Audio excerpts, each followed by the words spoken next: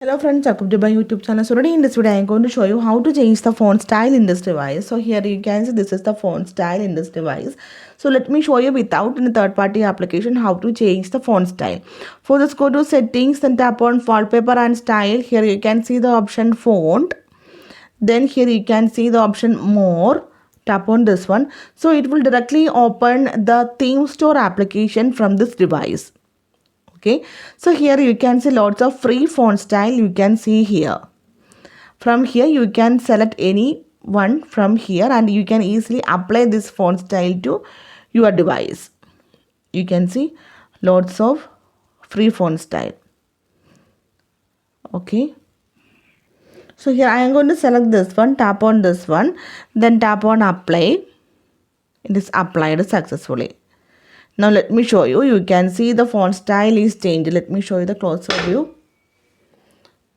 Now you can see the font style is changed.